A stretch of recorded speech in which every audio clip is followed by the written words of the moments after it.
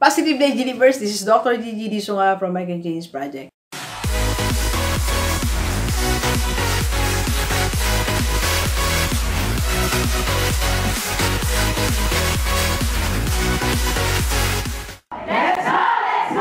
Magandang hating gabi. Sa lahat ng mga delivers natin, and sa first time po tayo mapanood sa YouTube channel, thank you very much. Please subscribe, click mo na po yan, Doc Gigi Disunga. Alright, so last vlog natin for tonight. Dahil gabi na po, hating gabi na, di pa tayo nag-dinner. Tinapos natin mga vlog. Tatapusin ko na sana yung vlog ko, kaya lang may nag-message si Sir Jericho. Hi Sir Jericho! So matagal niya na itong tinatanong sa akin, sasagutin ko na ngayon din sir kahit medyo pagod na tayo. Kasi nag-message ka uli, finalo up niya ako. So pag ganun, pinagbibigyan natin mga delivers natin. Okay, so kailangan ng how to finish your graduate degree or graduate studies. Ano bang motivation na kailangan natin, di ba? Alright, so the first is, you have to finish what you need to finish, right? So, hindi natin matatakasan yan. 10 years kong tinakbuhan ng aking thesis, dissertation. 10 years akong kinalimutan ko siya, nabuhay ako doon sa takot na hindi ko siya kayang tapusin. But reality knocks, okay? So, kung makatok ang katotohanan, kailangan tapusin natin yan. Lalo kung nasa academe ka, di ba? Hindi kasi pwedeng marunong ka lang eh. Kailangan may supporting documents tayo, di ba? Alam nyo yan. So, hindi tayo pwedeng maging principal, supervisor, superintendent na walang supporting documents. So, one of the supporting documents is to finish yung ating dissertation. You finish your studies, graduate studies, di ba? So, meron tayong mga unfinished business, kailangan tapusin natin yan. Otherwise, pag hindi mo tinapos yan, wala kang chance to be promoted at wala kang chance na madagdagan ng yung income. Paano na yung lifestyle na gusto mo? Paano na yung buhay na gusto mo, di ba? Alright? And to tell you honestly, pagtiisin nyo na yan, because after that, hindi mo alam, ang laki pala ng blessing na naghihintay sa'yo.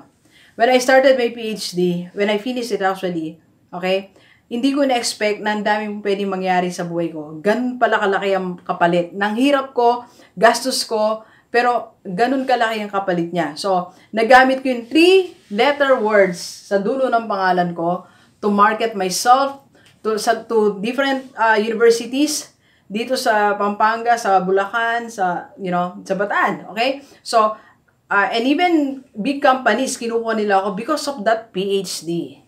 Alright? So, I was able to establish brand, okay? Yung brand na si Doc D yan, di ba? So, si Doc D speaker namin. Si Doc D yung nag-vlog. Si Doc D ang coach ko. That's brand because of this. Because of these 3 letters.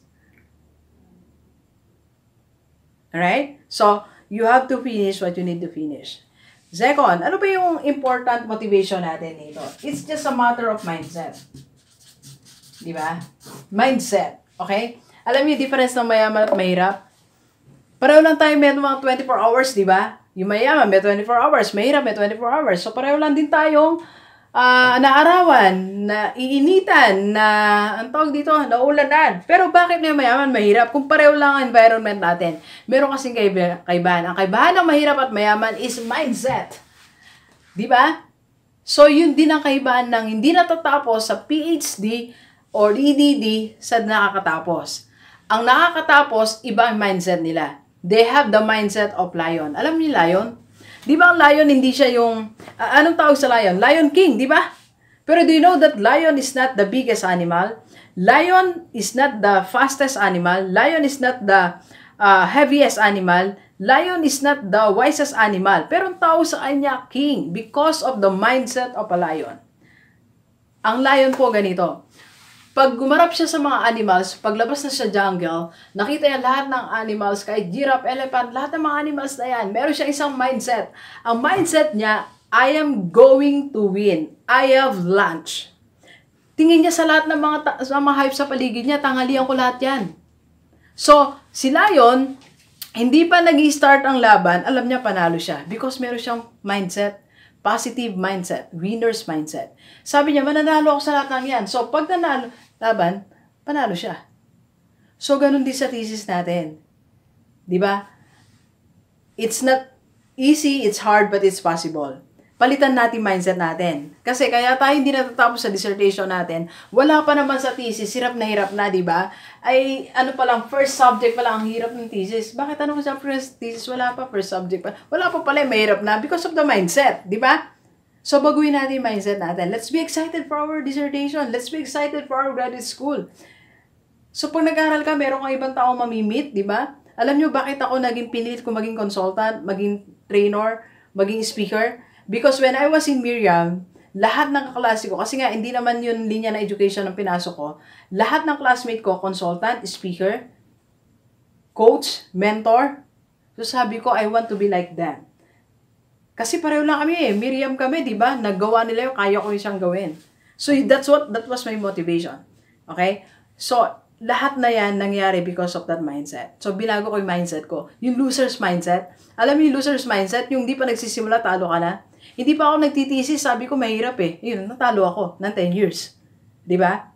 So, baguhin natin yung mindset natin. Sa lahat ng, taas ng kamay, lahat ng nag-MA, nag-PhD. Okay? Taas yung kamay nyo. Alright? So, just change your mindset. Ang mindset mo, kaya mo yan. You can conquer the statistical treatment. Meron namang tutulong sa'yo. You can conquer the presentation of data, table, and everything. Di ba? Naalala ko nung magpipresent pa lang akong title. Do you know that 3 or 4 times akong na-reject? Sinushoot down na yung title ko. I was crying. So sabi ko, ano ba yan? Title pa lang. Hindi ko na kaya ata. Diba? So, pero, salamat sa Panginoon. Kasi, binago ko yung mindset. Sabi ko, kaya ko to. I talked to Dr. Donna. Doc Donna. So, malaking contribution ni Doc Donna sa pagkakatapos ko. Hindi niya ako iniwan. Hanggang Sabado, nasa Miriam kami, pinabukas ang gate, pinabukas office niya, ginamit ko na yung mga resources nila doon. Napakabay. Thank you very much. Alright? So, ano pong motivation pa hinihingi natin? Ang motivation natin, okay?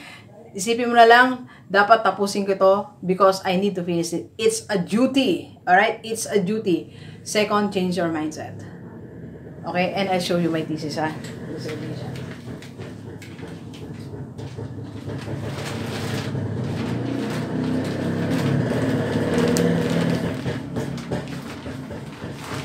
Alright, so, ito yung most precious sa akin. Naka-plastic pa eh. So, this is my MA. Alright? From Columban. And this one, from Miriam College. Ito yung nagbigay sa akin ng ticket to become a rockstar speaker because of that credential, because of that doctor, PhD. And that gave me also ticket to become a life coach, a wealth coach. Alright? So, ito yung dalawang malagang bahagi sa buhay ko na nakatago. Di ba? Kahit bumaha na sa amin, bumagyo, hawak ko pa rin to. Kasi dugot, pawis ang lumabas dito. Pero ang reward naman hanggang ngayon, I'm enjoying it. Okay? So, sa lahat, again, sa lahat yung nagtitesis, nagpi-PhD, tapusin nyo yan. Then after that, you work on other areas of your life. Because that's an unfinished business na habulin ka talaga yan. Okay?